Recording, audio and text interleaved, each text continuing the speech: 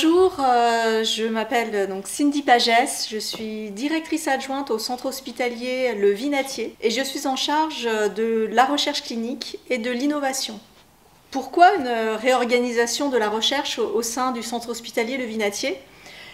En fait, nous avons trois objectifs. D'abord, fédérer les équipes de recherche de l'établissement. Le deuxième objectif, c'est que chaque chercheur puisse avoir accès à des ressources partagées. Et enfin, nous souhaitons donner de la visibilité à la recherche en santé mentale au sein du centre hospitalier Le Vinatier, mais également pour le grand public.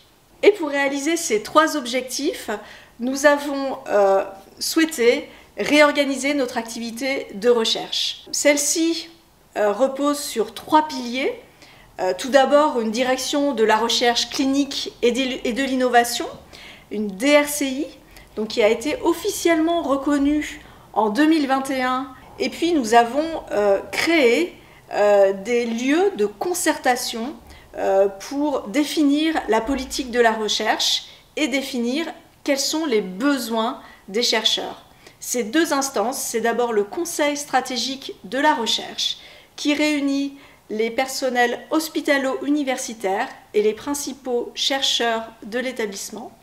Et nous avons une assemblée plus large que constitue la commission scientifique d'établissement, où l'ensemble des chercheurs de l'établissement est convié pour exprimer son besoin, pour exposer ses travaux et ainsi faire avancer la recherche au centre hospitalier Le Vinatier. Alors pourquoi on a eu cette reconnaissance direction de la recherche clinique et l'innovation?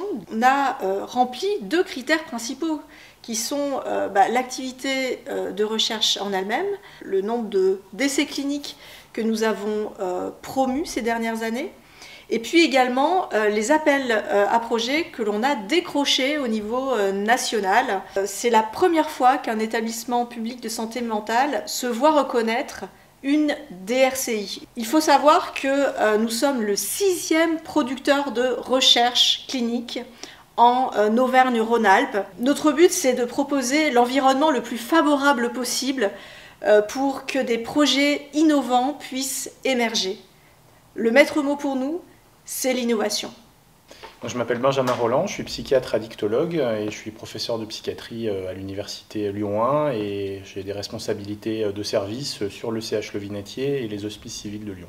Et ce financement, il n'apporte pas de possibilité de financer des projets. Il va permettre de financer une structuration de la recherche, c'est-à-dire des équipes qui sont en mesure de faire de la promotion, de faire de la communication, de donner une expertise méthodologique. Donc ce financement, il va permettre d'asseoir de futurs financements par projet et d'être en mesure de répondre au montage d'études de plus en plus complexes, y compris, pourquoi pas, à court ou moyen terme, des études européennes. Il faut concevoir la recherche avant tout comme une démarche éthique qui vise, encore une fois, à rendre des comptes sur les pratiques et les prises en charge. Ça participe d'une dynamique globale qui permet d'améliorer les pratiques, qui permet d'évaluer les pratiques et qui permet de rendre compte des pratiques aux patients eux-mêmes, évidemment aux professionnels. Alors les partenaires qui ont aidé à obtenir cette reconnaissance, avant tout je pense qu'il faut remercier les HCL, en particulier les équipes du CIC et puis du pôle de santé publique qui nous ont aidés à structurer d'un point de vue méthodologique l'obtention de certains financements. Après il y a d'autres partenaires qu'il faut remercier, ce sont nos tutelles scientifiques, donc CNRS, INSERM, Université Lyon 1, parce que un certain nombre de chercheurs de l'établissement sont rattachés à ces tutelles, voire parfois sont financés ou cofinancés par ces tutelles. Et puis pour continuer à obtenir ce financement et voire même le faire croître, on compte sur de futurs partenaires, des partenaires régionaux, donc les autres CHU, les autres structures hospitalières, peut-être dans le cadre d'une fédération de recherche en santé mentale. Ce qui va être très important aussi, c'est de ramener d'autres types de partenaires, notamment des partenaires privés, et des financements de recherche par des industriels, notamment du médicament, seront une étape, à mon sens, cruciale pour la pérennisation de ce financement DRCI. Recherche et soins, c'est un peu comme les deux faces d'une même pièce. Il n'y a pas de soins de qualité sans évaluation, voilà. Et l'évaluation en recherche n'a pas de sens si elle ne s'ancre pas dans la pratique soignante. Tous les corps de métier ont leur place et participeront du succès global de cette initiative.